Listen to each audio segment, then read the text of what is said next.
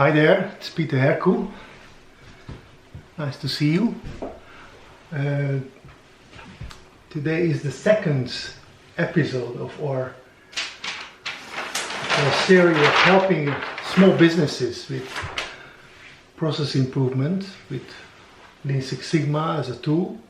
In the first episode we discussed that my profession is helping companies and solving problems. I like solving problems, and that's why I want to help those that are in need, those that I have problems, like many small companies these days. Help them in any ways I can. So I use my knowledge and experience that I have gathered in the last decade or so, and that's about what we will do, and we will try to help a small business. It's an example or case study. Small business has bad financials, we discussed yesterday. They lost sales significantly, and as a result they also increased their debts to cover their costs. So this is a very typical situation when you start an improvement project. It starts with some keywords, some statements, some expressions of ideas describing a problem, but we will go much deeper to understand it. This is what we started yesterday. So we have started the diagnose stage. We have 3 stages. We have preparation stage, where we try to focus on the project, a problem that we will solve with the project. We quickly covered that yesterday. And the second stage is a big stage, where we call that diagnose stage. And within the diagnose stage, like a doctor who is trying to understand the situation of the patient. So we try to find what is the problem with the patient, how can we define the problem much better, to scope it smaller so we can really solve it in a short period of time. To do that, we started discussing 2 tools that we use, and today we'll discuss a third one. First, we only touched high level because in practice, project charter, that is quite normal to start every project with, where you have a problem statement and you define your objective or goals and your metric that you will use to measure your progress. In my practice, I do that as a closing tool in my define phase, because at this point I don't understand the problem yet. I don't know exactly what I have to solve. Bad financials. Is it cost? Is it recurring cost? Is it sales only, or is it something else? So to fill in the charter, I need more information. That's why we started yesterday really working on our first practical tool.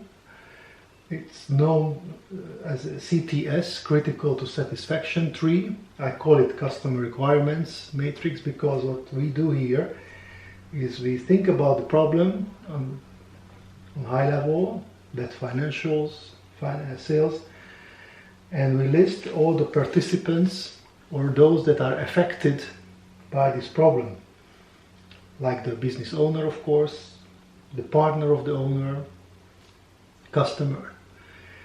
And we put ourselves in their shoes each time and try to define when are they happy concerning the quality, time, or cost or effort pillars.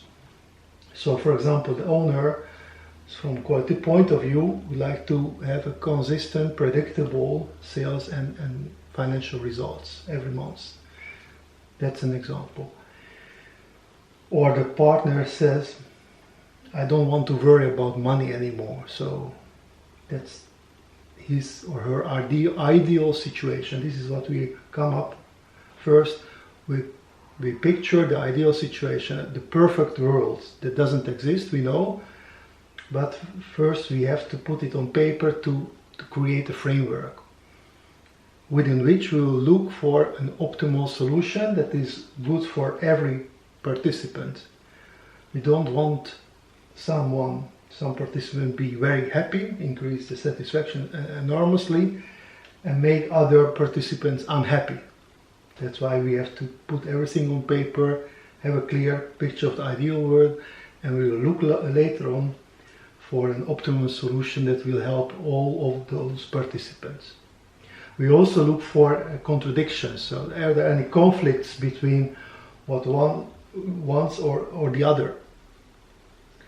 In this situation, this example, the owner says, I may have some $2,000 or euros left to spend some for additional services or investments, but the partner says, we invested enough, the business should take care of itself.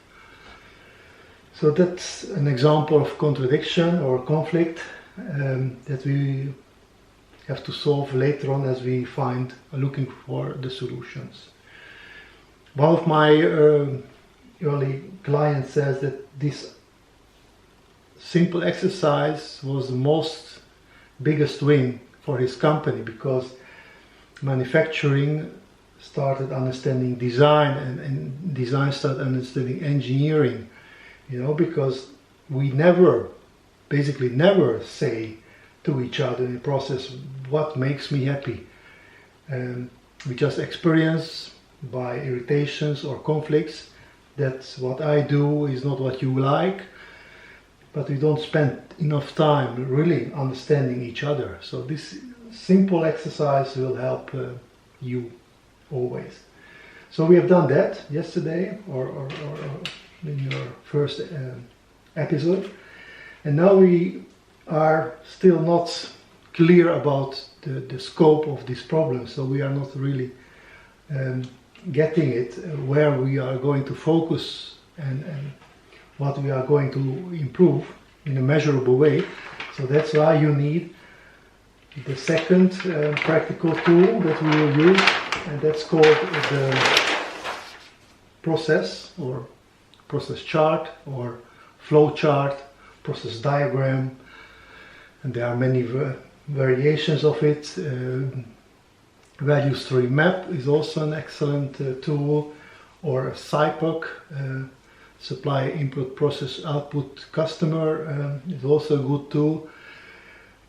I like to keep it simple, so I only use some very basic charting, flow charting, and what we do now here and what our aim is to understand the current process. So this small company, maybe a consulting company, follows a process from finding customers, delivering services, and closing the service, invoicing the services. So I put down the basic steps of this process. What is important here, that you can always take with you, is focus on the current situation, because the current process delivers the current results. So it makes no sense to write down what the process should like or what is documented somewhere in the quality books, handbooks, ISO or whatever handbooks, but how in real life this process goes. This is what you want to put down, because then you can look for the weak points in the process causing the problems that we try to solve. So in this example, this is an example, the process starts with existing customer referring a lead. Then there's a meeting with the lead where problems of the lead identified. The small business prepares a quotation or a proposal. There is some negotiation and finalization of the proposal. contract is signed. The kickoff session is planned. There is a kickoff session held with the reason to identify improvement projects or projects to work on. Projects are selected.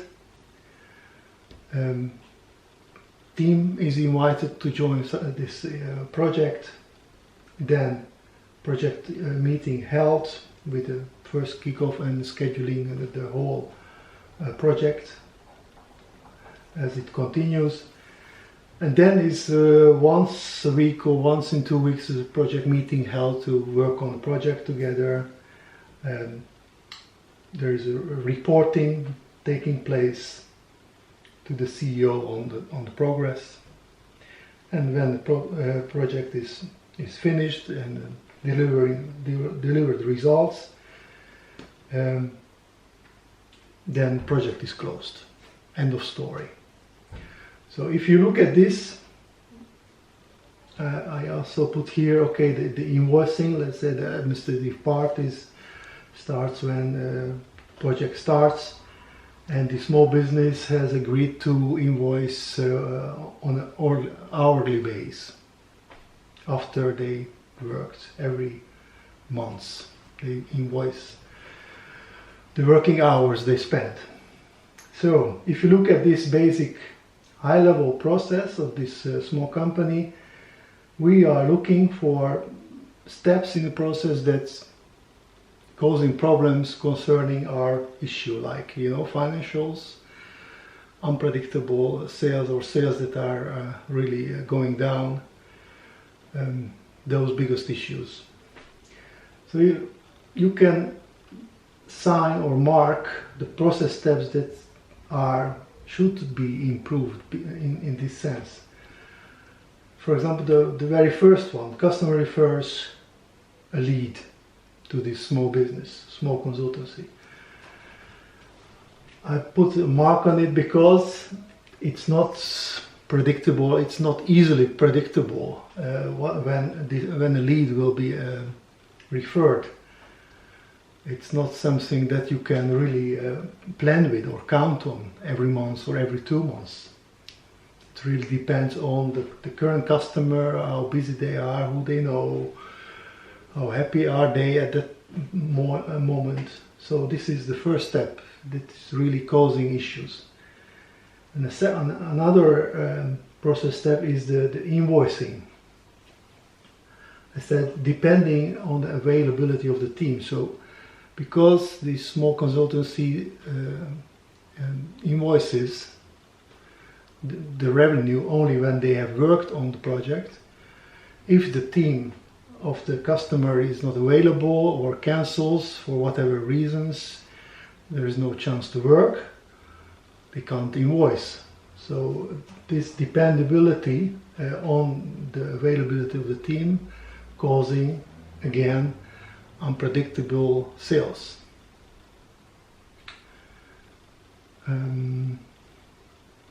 Yeah, that's also true for here. It goes together, so you invoice when work is being done.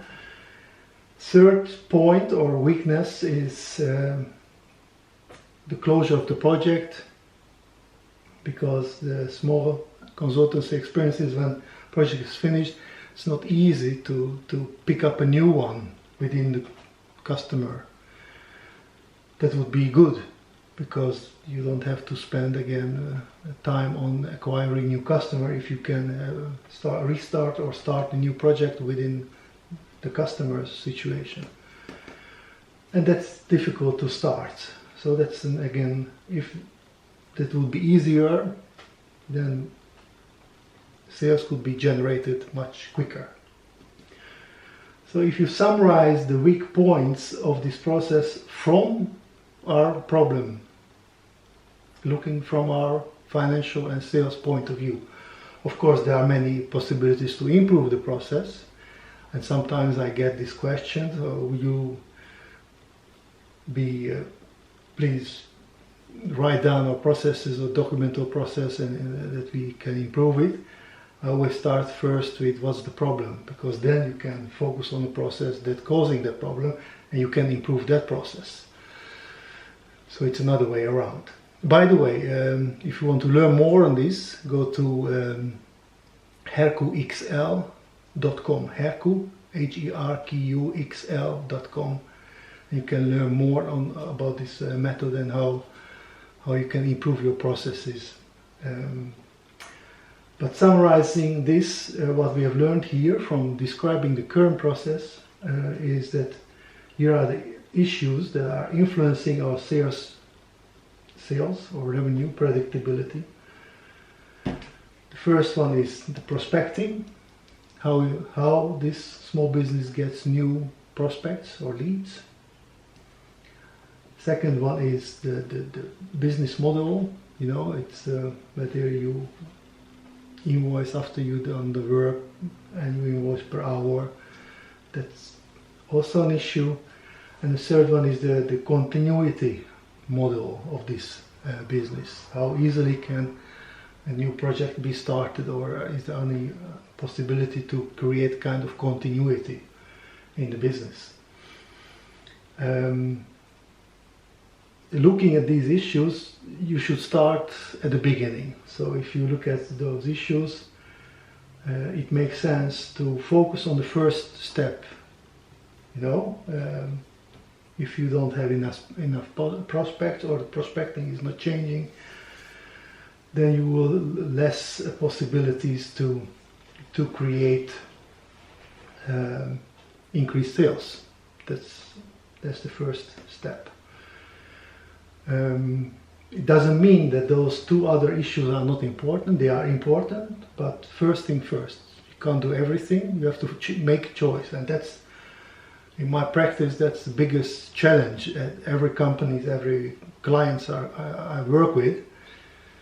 You know, because they would like to solve everything at once.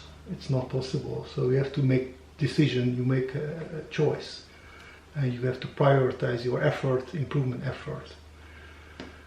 So in this situation, we should look at the prospecting, how this business is doing the prospecting. Can we improve the prospecting process itself?